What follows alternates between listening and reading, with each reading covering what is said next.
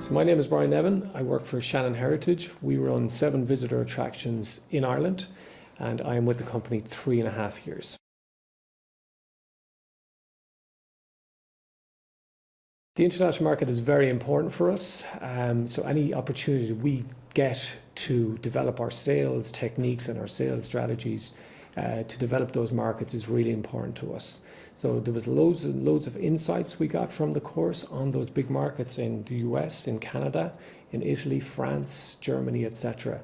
We got excellent information on nurturing tour operators and trade, excellent information on nurturing the end customer, and of course the sales pitch and how important that is. It's a critical piece for us when we go to trade shows, and because you've such a small amount of time to pitch your product or pitch your portfolio, it's very important to get that sales pitch right. So we got a lot of key takeaways from that.